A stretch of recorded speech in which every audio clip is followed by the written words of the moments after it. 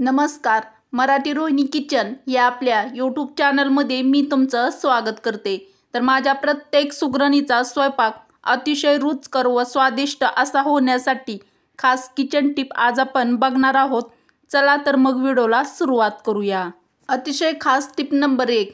टॅमॅटोची चटणी बनवताना ती जास्त आंबट लागत असेल तर टॅमॅटो थोडे कच्चे वापरा व त्यात थोडासा गूळ देखील वापरा. यामुळे टॅमॅटोची चटणी आंबट, गोड, तिखट अशी भन्नाट चवीची होते व चवीला पण खूप अप्रतिम लागते. तर टॅमॅटोची चटणी बनवताना ही टीप तुम्ही ट्राय करू शकता. अत्यंत उपयुक्त व खास टीप नंबर 2. सकाळच्या वेळी काही गडबड होऊ नये यासाठी आपण बऱ्याच पदार्थांमध्ये साल काढलेले शेंगदाणे वापरत असतो किंवा घालत असतो. यासाठी ज्या वेळेस आपल्याकडे रिकामा वेळ असेल तेव्हा शेंगदाणे भाजून घेऊन झाले की गॅस बंद करून त्यामध्ये किंचित मीठ घालून किंवा टाकून घ्यावे व मिक्स करून घ्यावे. यामुळे शेंगदाण्याची साल ही पटकन निघते किंवा निघण्यास मदत होते. व नंतर हे साल काढलेले शेंगदाणे एखाद्या डब्यामध्ये किंवा बरणीमध्ये भरून ठेवावे. म्हणजेच ऐनवेळी आपण ते पटकन वापरू शकतो व सकाळच्या घाई गडबडीत आपली अचानक त्यासाठी वेगळा वेळ आपल्याला द्यावा लागणार नाही. अतिशय खास टिप नंबर 3. तेच खाऊन जर कंटाळा आलाय, उन्हाळा स्पेशल तोंडी लावण्यासाठी तुम्ही गावरान चवीची चटपटीत व चमचमीत अशी कांद्याची चटणी बनवू शकता. तर यासाठी तुम्ही 1 ते 2 बारीक चिरलेला कांदा घ्या व त्यात थोडेसे शेंगदाणे घाला, थोडंसं मीठ, जिरे व लाल चटणी व एक भन्नाट चव लागण्यासाठी त्यात चिंचेचं बुटूक घालून अगदी झटपट मिक्सरमध्ये पण हे वाटून घ्या. पण जर तुमच्याकडे खलबत्ता असेल तर उत्तमच. खलबत्त्यात कुटलेल्या कांद्याच्या चटणीची चव खूपच चविष्ट लागते. एकदा नक्की करून बघा. तर ही चटणी जेवताना तोंडी लावण्यासाठी खूपच भन्नाट लागते. यामुळे तुम्ही 1 भाकरी किंवा 1 चपातीऐवजी जेवताना 2 भाकरी किंवा 2 चपाती तर नक्कीच खाणार आहात. तर झटपट तोंडी लावण्यासाठी तुम्ही कांद्याची चटणी नक्की बनवून बघा. प्रत्येक सुगरणीच्या कामी येईल अशी खास टिप नंबर 4. उन्हाळा स्पेशल आपण लिंबू सरबत नेहमीच बनवत असतो. तर उन्हाळा आला की लिंबाचे भाव गगनाला भिडलेले असतात. म्हणजेच भरपूर प्रमाणात लिंबू महाग झालेलं असतं. अशा वेळी लिंबू जास्त दिवस टिकवण्यासाठी ही खास टिप्स किंवा ट्रिक्स. तर लिंबाला पेपरमध्ये गुंडाळून एका हवाबंद डब्यामध्ये किंवा भरणीमध्ये ठेवा. यामुळे लिंबू लवकर सुकत नाहीत आणि खवटसुद्धा होत नाहीत. तर उन्हाळ्यामध्ये लिंबू जास्त दिवस ताजे व चांगले राहण्यासाठी तुम्ही ही टीप ट्राय करा. टीप नंबर 5.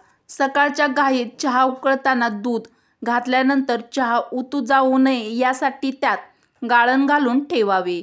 चहा कितीही उकळला तरी भांड्याबाहेर उतू जात नाही. प्रत्येक सुगरणीच्या कामी येईल अशी खास टीप नंबर 6. पांढरे तीळ खराब होऊ नयेत म्हणून तीळ मंद आचेवर गॅसवर थोडेसे खरपूस भाजून घ्या. मग एका हवाबंद डब्यात साठवून ठेवा. यामुळे वर्षभर तीळ आपले खराब होत नाहीत किंवा होणार नाहीत. तर तीळ चांगले राहण्यासाठी तुम्ही ही टीप ट्राय करू शकता. टीप नंबर 6. बऱ्याचशा पदार्थात आपण लसूण टाकत असतो. तर लसूण सोलण्यासाठी बराचसा वेळ लागतो. यासाठी जेव्हा आपण भाकरी किंवा चपाती करून झाल्यावर तवा गरम असतानाच त्यावर लसूण पाकळ्या टाकाव्यात. लसणाची साले यामुळे पटकन निघण्यास मदत होते. तर लसूण सोलण्यासाठी तुम्ही ही टीप किंवा ट्रिक्स फॉलो करा. टीप नंबर 8. कपड्यावर हळदीचे डाग पडले असतील तर लिक्विड सोप व व्हिनेगर एकत्र करून त्या डागावर लावून ठेवा. नंतर पाऊण तासाने स्वच्छ करा. यामुळे डाग निघून जाईल. तर तुमच्या पण कपड्यावर जर हळदीचे डाग पडले असतील तर ही टीप ट्राय करा. टीप नंबर 9. कोणत्याही पदार्थाच्या सजावटीसाठी वापरायची कोथिंबीर, भाज्याचे काप इत्यादी साधारणपणे आधी कापून ठेवले जातात. पण त्यामुळे त्याचा टवटवीतपणा म्हणजेच त्याचा ताजेपणा कमी होतो व ते शिळे दिसू लागतात. म्हणून सजावटीच्या या गोष्टी अगदी ऐनवेळी कराव्यात. प्रत्येक सुगरणीच्या कामी येईल अशी साधी सोपी पण अतिशय महत्त्वाची टीप नंबर 10. बटाट्याचे काप तेलात तळताना थोडे मीठ टाकावे, त्यामुळे ते एकमेकांना चिटकत नाहीत. प्रत्येक सुगरणीसाठी अतिशय खास आपल्या सर्वांची आवडती कोथिंबीर वडी बनवताना टिप नंबर 11. कोथिंबीर वडी करताना वडी उकडल्यानंतर 10 ते 15 मिनिटे फ्रीजमध्ये थोडा वेळ ठेवावी व नंतर फ्राय करण्यासाठी कापावी. तर कोथिंबीर वडी बनवताना तुम्ही ही टीप ट्राय करू शकता. लग्नघर असो किंवा अचानक आलेले पाहुणे असो. Tip number 12.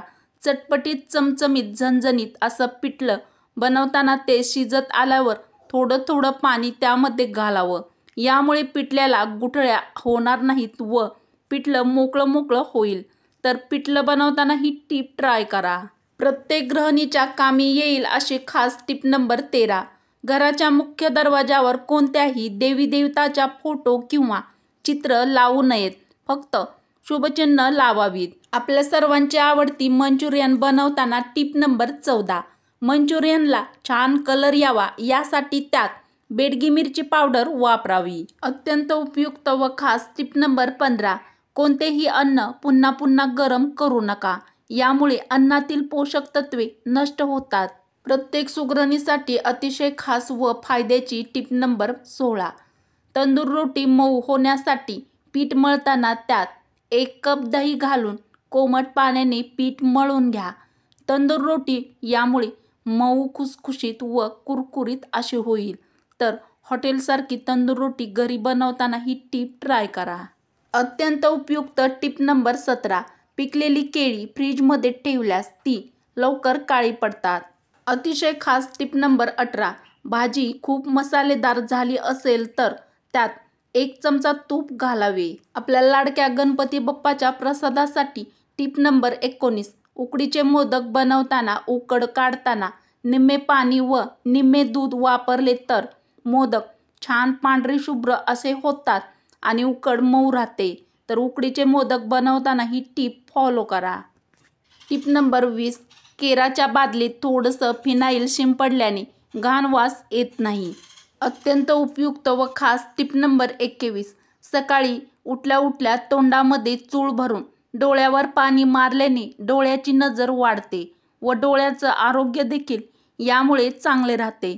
तर तुमच्या पण डोळ्याचं आरोग्य चांगलं राहण्यासाठी तुम्ही ही टीप नक्की फॉलो करा. Tip number 22.